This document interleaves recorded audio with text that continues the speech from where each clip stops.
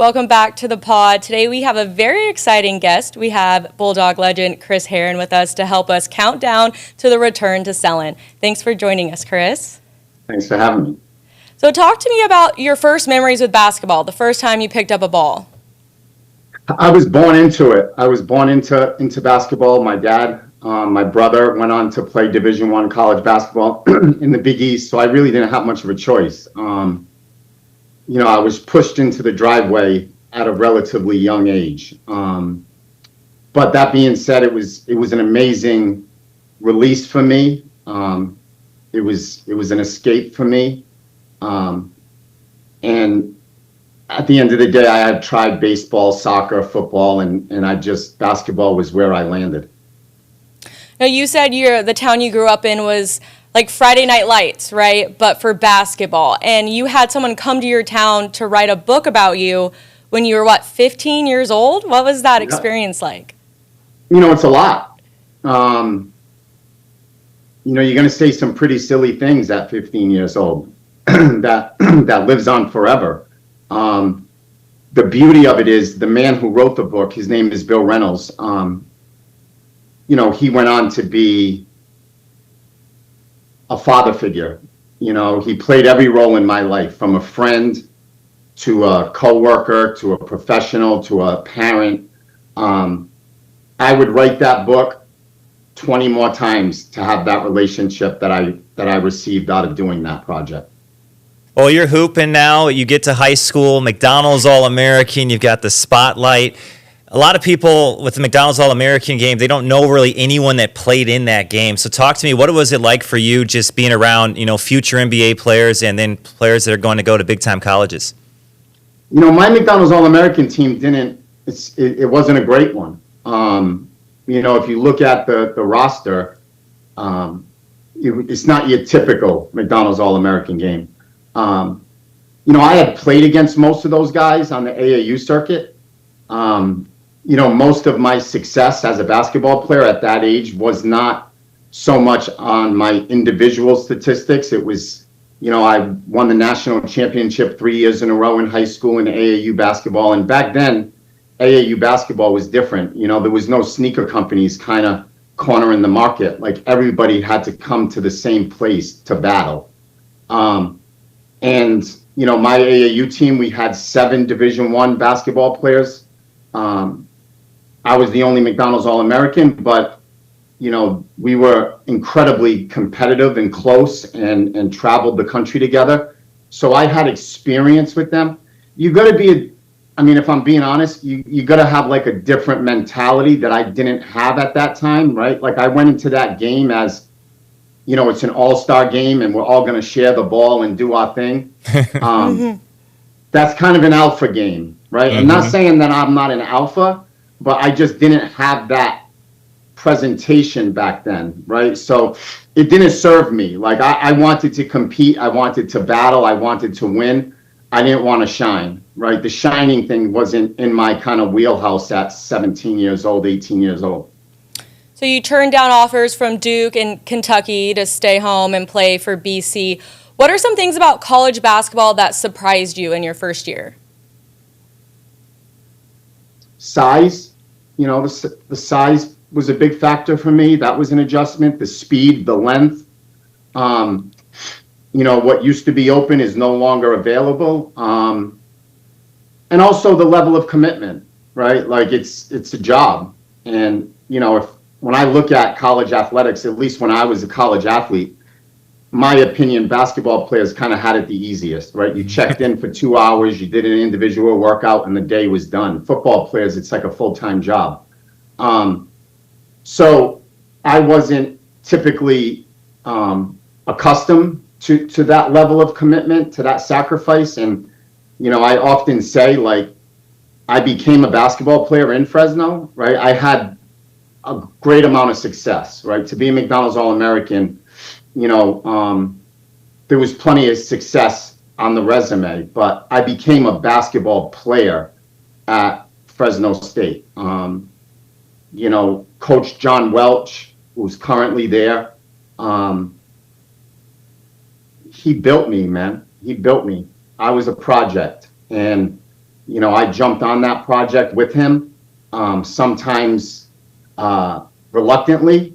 But if it wasn't for John Welch at Fresno State, I would have never, ever been drafted into the NBA. So talk me through. It's 1995. Tark's on the phone. How did they get you to come to Fresno State? Man, I was up against it, right? I mean, I was up against it. I became a public addict. Cocaine wasn't as prominent as it is today.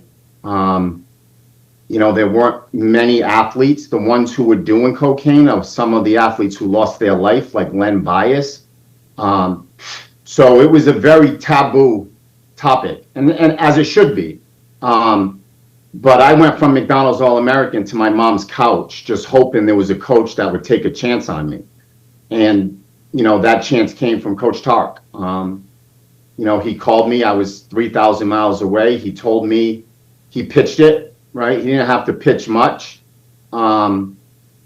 He talked about the community, about the school, about his lineage in Fresno and his comeback. And I wanted to be part of that. What were your first impressions of Fresno? Too hot. Too hot. I got off the plane. I was like, there's something wrong here. But again, we talked about this off air, right? I'm accustomed to humidity, right? So by the time I got through Fresno, I would rather walk around at 100 than sweat and humidity. So I became accustomed to the heat. I realized really quickly it was a small town. It was a big, small town. Kind of just the way it operated and the way people cared about it. I felt, whether there was 500,000 people there, it really felt like a community of 50 because of the love that people had for that city. You said your hometown is blue collar. Fresno kind of has that blue collar feel too, right? Did it make you feel more at home here? It does, right? But I never met a rich farmer until I went to Fresno. I was like, I'm seeing like farmers pull up in like Benzes and Bentleys, and I'm like, damn. But like I had never been around that. I had never been around, the produce and that business that takes place in Fresno. So it was all new to me. It was like landing in a different country, right? But for me, Fresno is just love, man. Like Fresno's everything for me. It could be 140 and I love Fresno. It could have been 50,000 people and I would have loved it. Just because of the people in it, the mentality, the love, the hospitality that people had in that city for a kid from the East Coast. When I say Selland Arena, what's the first thing that comes to mind? There's so much for me. That's a loaded question, right? Like, again, and I got a different background than most. Love, just a lot of love in Selland Arena, right? Like the energy was always there, right? I could give you the easy answer and say energy, the red wave, the tunnel. Like I could talk about all that stuff, right? But to me, for me, at that time in my life, there was just so much love in the seats for me. ESPN said those teams you played on in Fresno were one of the most entertaining teams in the country to watch. So talk about your teammates and just the energy that you had as a team on the court. Yeah, man, it was a mixed bag, right? Coach Tark kind of loaded up and we put a lot of talent in one space. If I'm being honest, I think we kind of fell short of that, and I was part of that, right? If we all became one and not an individual, like we would have done so much more collectively together. The practices were extremely competitive, and the coaching staff was so dialed in on us, on making us better. we just did a poor job at kind of blending as one together. You guys had a lot of personalities on that team. Tark had to deal with a lot of personalities. Do you have any good Tark stories that you can tell us a little bit? Maybe from the locker room, maybe a halftime, something like that. I know you have a lot of them, but do you have one that comes to mind? Again, right? Like, I look back on my experience at Fresno. I had some very, very lonely, dark moments as a 21-year-old. My moment is in the documentary when Coach Tark is doing the press conference, and he talked about our relationship when it was time for me to go away to get treatment. That was followed by him being at the airport when I came home. So very personal moments that I shared with him in his office. It was at times very dark there, right? Like, I mean, when I was there was a grand jury convening every Thursday. We had Between the Madness, a documentary going. Things were just too fast. And I was too fast. But Coach Tark loved me when I needed it. Obviously, Coach Welch, Danny, Will Hooker, Johnny Brown, most of my moments on the court were spent with them because we put in so much time and energy and effort into getting better as individuals. I've never worked that hard in my life as an athlete. And that was instilled at Fresno State. It was instilled under Coach Tark's, his coaching staff. I want to talk about a couple games in your career. So you come here from BC, you have to sit out a year. Then you go play at Oregon, have a challenging game at Oregon, and then you go home to play UMass, right? So what was that game like? Scared. I was scared. I was full of fear. I was full of doubt. I played in that game at University of Oregon, and when I came through the tunnel, I thought I was a player that was kind of hidden, right? I had taken a year off because I broke my wrist, and then I took another year off because I had to redshirt. So, like, for me, I was no longer on radar. But I came out of that tunnel in that gym in Oregon, and the student section started counting my jump shots for warm-ups. And, I don't know where I finished, but I think before the buzzer went off for the starting five, I think I was at like 3 for 35. Yeah. And they had me rattled. And now, I would make 100 to 110 threes in the gym practicing. So to be 3 for 35, something's wrong. And they exploited that, and they took advantage of me. They put size on me. They locked me up. So I jumped on that flight, questioning whether or not I should transfer, whether or not am I built for this level? Like, can I handle this level of competition? And that was a long flight from Oregon to Boston. And knowing what I was going home to, I was full of self-doubt and fear. And I just thank God the first shot went in, because that allowed me to settle in and get comfortable. But it was, on an athletic scale, it was pretty traumatic, Tark said you always played the best when you had the crowd against you. We saw in the documentary that SMU game, you just getting hammered by the fans, right? But you had one of the best games of your career. So how did that fuel your game? I think fear fueled me. I did not want to fail. I did not want to lose. I just wanted to compete. I wanted to beat the person in front of me. I wanted to beat anybody who's behind them. Again, if, I don't talk about this much, but I wish I had that same mentality when it came to us collectively as a group. But yeah, I've been dealing with unruly crowds since I was 13 years old. So that was my comfort zone, right? Like, SMU was a little different because I was coming straight out of treatment. So there was a lot of like taunting towards drug addiction, drug addict, alcoholic. People would throw crushed beer cans at me or fake weed in bags. They were elderly, calling me a junkie and chanting junkie. So again, when the first one goes down, like I was shooting from the horse's mouth on those people. And once the first one went down, it was going to be a long night for the Mustangs or whatever the hell their name is.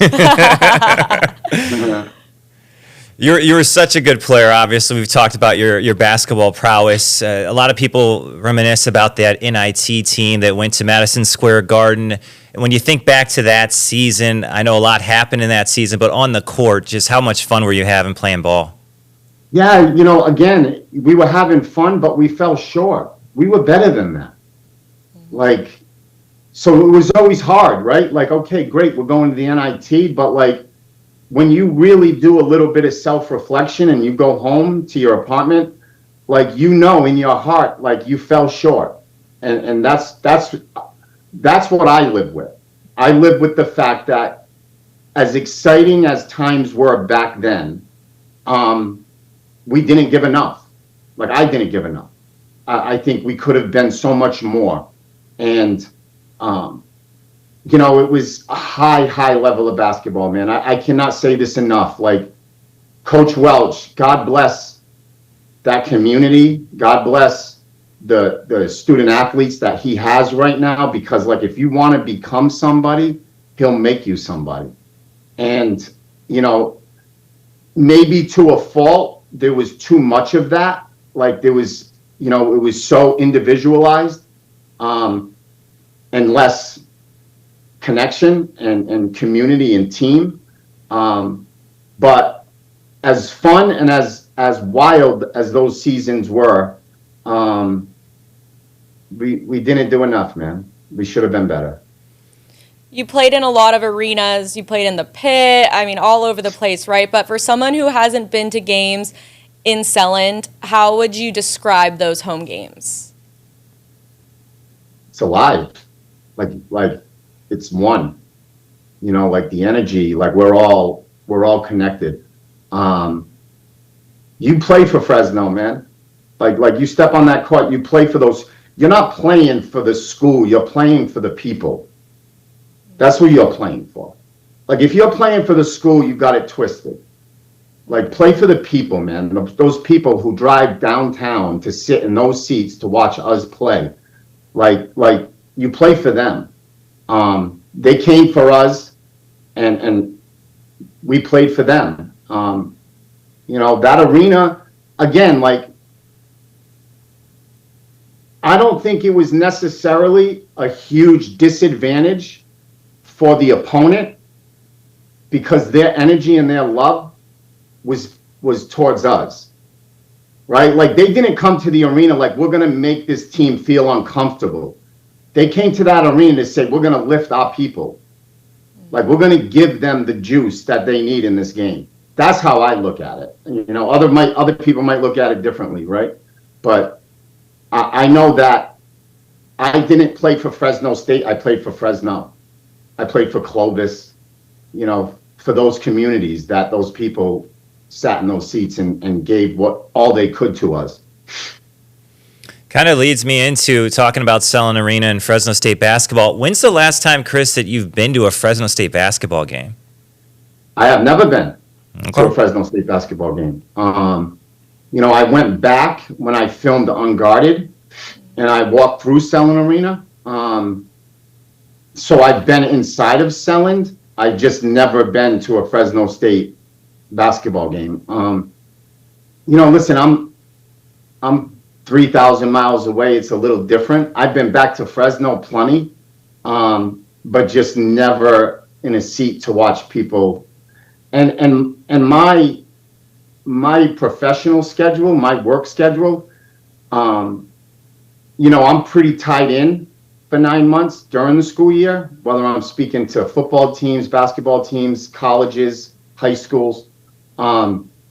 So it's tough for me to make that happen. What are your most memorable games or memorable moments in Selland? Like I had some big games, right? We had some big games, but like, I maybe there's a clinical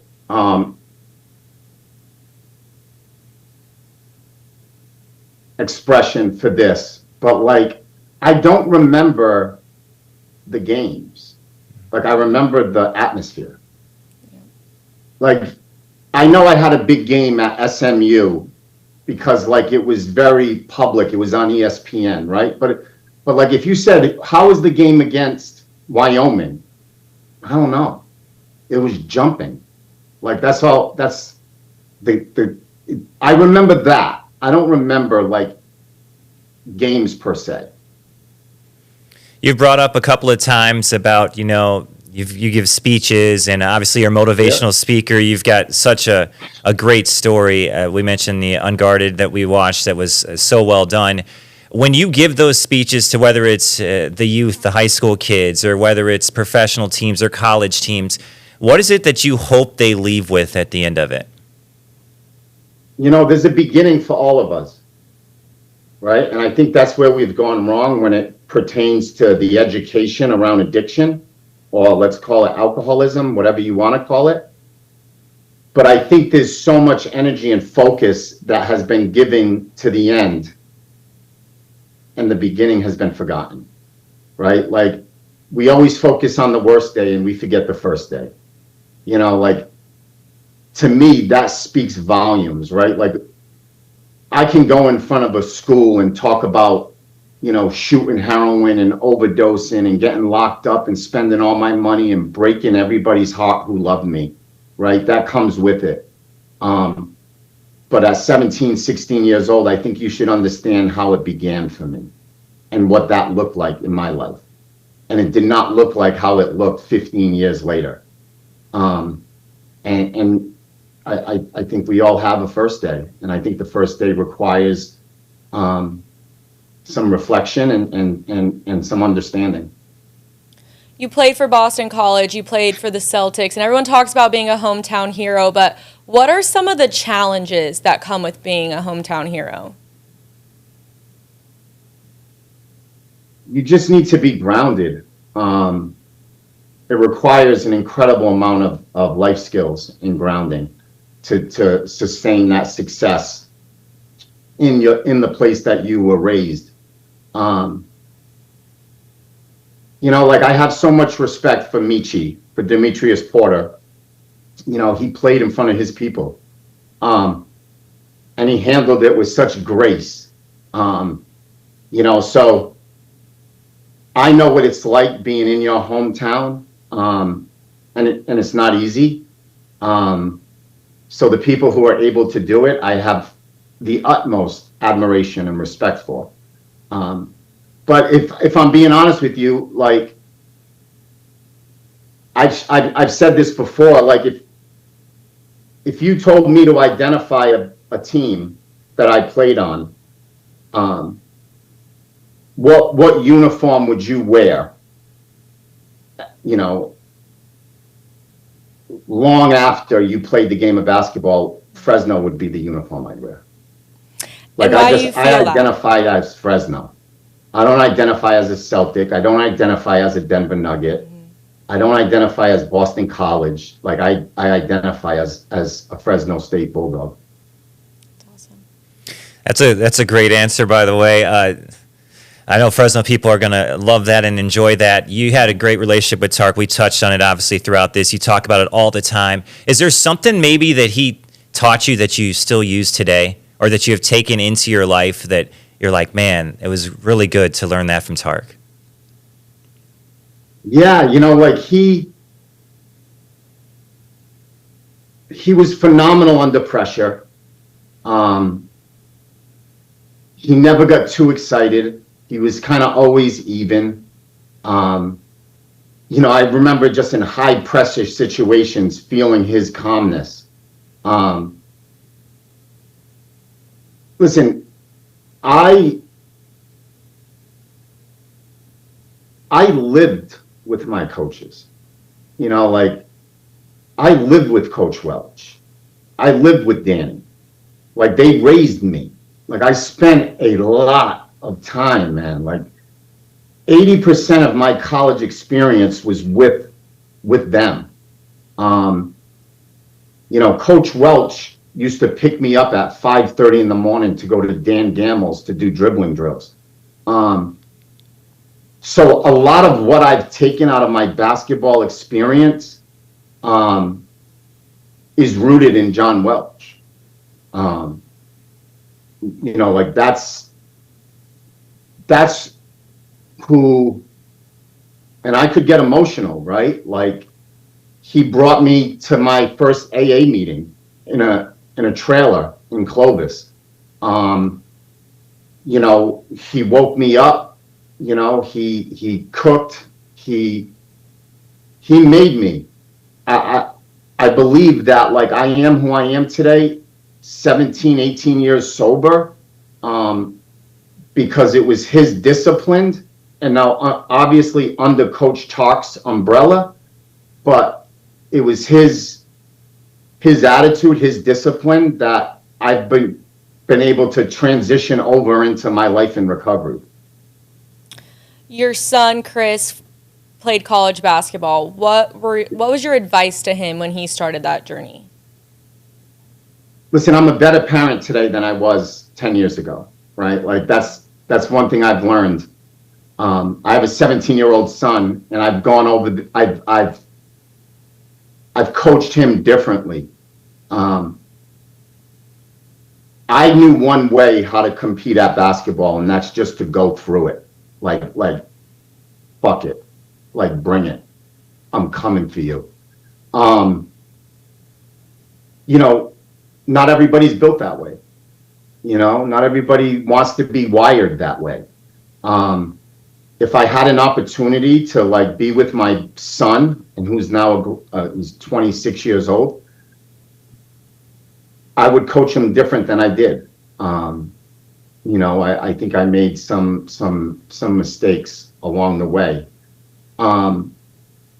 That being said, I think what I was able to pass down to him from Coach Welch and that staff, that discipline, that level of commitment, I think stays with you for life. You know, I said it in the beginning of this podcast, I've never worked so hard in my life than when I was at Fresno. And I gave everything. And I was fucked up. You know, like I you know, like managing that lifestyle when partying on coke and not coming home for 2 days and living that life, smoking, drinking, just partying, man. Like it was tough to balance. It was tough to manage those two things. But Coach Welch, thank God, with Coach Tark, gave me some skills that I could take with me later in life that I've tried now to pass down to my children. My son didn't have the greatest relationship with the game of basketball. I think he didn't love it. I think I wish I'd read that earlier than when I did. If I could go back, I would have him try other things and not put everything into that. So I can listen. We can be here for hours talking about my parenting around sports and the approach, right? But just to answer the question, I have some regrets and I have some things that I believe I passed down to him that were very valuable. Look at your life and where you are right now. I mean, you've accomplished so much. You still have much more to accomplish. What would you say is your proudest accomplishment right now at this very moment? Gosh, you know, I think that there's something that happens in sobriety, right? When you struggle, the people who love you struggle. You know, I say all the time, like I was shooting heroin numb to the world, but my kids weren't. My wife wasn't. My parents weren't. right? They weren't sedated. They weren't under that. And there was a time in my addiction when I saw that in their eyes. Like I could see pain in my children's eyes, pain in the people who loved me's eyes. And I got sober, and their eyes are smiling. Like, forget the mouth, right? Like, eyes will tell you how people really feel.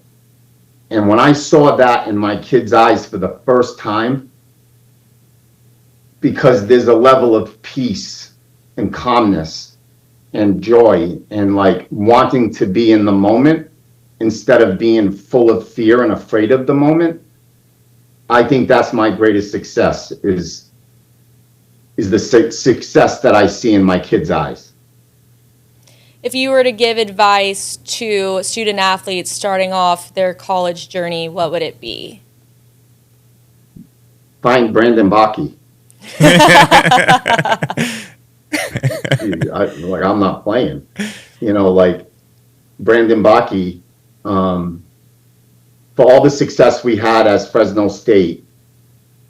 And I've said this, and I say this when I speak. I knew when I was at Fresno, I knew when I was in high school, that I had this incredible ability to be successful at a sport. And I didn't envy others that had that success. I didn't envy them. I envied the people who had success in their heart. Like that spoke to me. Like when I would see Brandon Baki getting dressed, going to practice, and knowing like the foundation he had and the faith he walked with, and just the integrity in his life, like to me that's a lottery pick. I envied him way more than I envied any person I ever played against or played with. What are your favorite moments about speaking? What's your favorite thing about when you go into a high school and you speak to all the kids about what you've been through? So, listen, I've been doing it for 15 years, right? We've had thousands and thousands and thousands of kids reach out to help, right? Thousands and thousands. My foundation, we've given away 15 million for scholarships for people who can't afford or have access to the care, right? Like 17 years ago, my wife and I were on food stamps.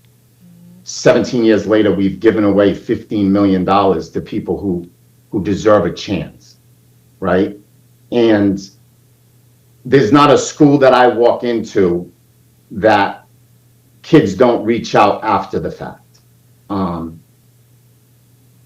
And I say this, right? Like I learned doing this, speaking about my life, like when you have an opportunity to be in front of kids, like you want them to think of who they are, who they're becoming, the people who love them, not about like, oh, he blew everything with the Boston Celtics. Like, come on, man. Like I can tell you all day long how bad drugs are, but like, who are you and who are you becoming and what decisions are you making? So I'm at my treatment center right now, right? My wife and I, we opened this 8 years ago. And over the last 8 years, we've had thousands and thousands of people from all over the country come. And I'd say 60% of the people who come here because they heard me speak in high school or college. So like, I'm going to walk off this podcast and I'm going to go into one of my other buildings. And I'm going to look at a 26-year-old who heard me speak when he was 15. Like the fact that presentation, which lasted 1 hour 14 years ago, gave them the access to reach out 14 years later to get help from, like, what's better? What more can I ask for in my life? I am who I am today because Chris Mullen and his wife, they opened the door to get better. I didn't have access to walk through that door. I didn't have health insurance. I didn't have money. I could not be treated. But he opened that door for me. And, I've been in that room for 17 and a half years now. I know you're really busy with your organizations and all that. Is there anything hobbies that you've taken up? Yeah. I'm a dog. I'm about to run the Boston Marathon. So running, that's awesome. Yeah. 26 miles. Ugh. So this will be my third time doing it. I did it when I was 40. I ran Boston. And I'll do it at 50. And so I'm going to bang out that. I wouldn't call it a hobby, right? It's a challenge. Again, it brings me back to my discipline and commitment of showing up every day and not kind of getting off course. I love the game of tennis. I'm totally into tennis, doubles. I've had this place where I'm at right now for 8 years. We have courts, tennis courts, basketball courts, pickleball courts. I have never shot one jump shot on these rims for 8 years. Really? Wow. Never. Not one person who's ever come through this program could say, "Oh, I saw Chris shoot." I don't even mess with it, man. It's just the way it is. Got a question for you. Obviously, you grew up basketball. Nicknames are a part of hoop culture. They just are. You play with guys that had great nicknames as well. I was trying to figure out, did you have a nickname at all or something maybe that you liked that people called you? Because I couldn't find anything about that. Yeah, I like that. Yeah, I don't want to sound like a little too much, but I was that guy that didn't need a nickname. You know what I mean? Listen, I wanna, I can tell we're trending down, but I just want to say thank you, right? For real, just thank you for taking care of a kid, who came in down 20, leaving Boston College. And thank you for raising me for those 4.5, 5 years. I have everything I have today because of the love that was given to me in those 4.5 years. Last question for me. Who is the greatest basketball player of all time? I would say Jordan, right? I mean, it's kind of, I would definitely go with Jordan. But again, for real, and I mean this with all my heart, hopefully some young kids watching this, and I'm pumping him up and he's got a book coming out. But Brandon Baki's better than Michael Jordan, man. Mm-hmm. That's who you want to walk on the court with. That's who you want to walk through life with. But, I played with some really good players. But there was nothing like stepping on the court with Jordan. So I'd have to agree with you on that, being a Chicago guy myself. So, yeah, I'm with you on that. I wanted to my last question, really, I wanted to talk to you about the Herren Project. We didn't really touch on it. You started in 2011. Just what's that project? What is it? And how's it been going? Listen, it's it's a foundation I started 14 years ago because I watched what recovery did to not only my life, but my family's life. I have a staff of 20 people who run it, operate it day to day.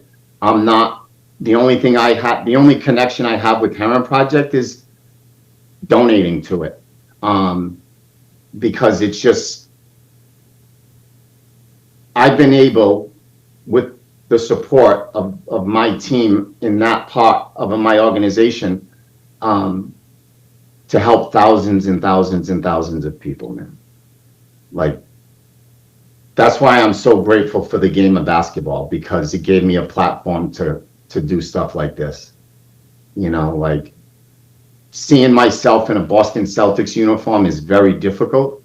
But thank God I got traded to Boston, because what that did to me, it just made me more visible in the sports world, which then in turn made it attractive for ESPN to do a 30 for 30 and tell my story. And, you know, we've done some pretty remarkable things because of that documentary, and some stuff that I'm really proud of. And, you know, again, listen, when somebody, like, again, I'm at my wellness center, Herren Wellness, and like there'll be two families today that pull up. And the first thing you're going to see is the trunk open and suitcases come out. And someone that absolutely loves that person is trusting in me, my team, to drop them off here. And like, there's not a bigger responsibility. So whether it's Herren Wellness, Herren Project, I love being on the court in this life.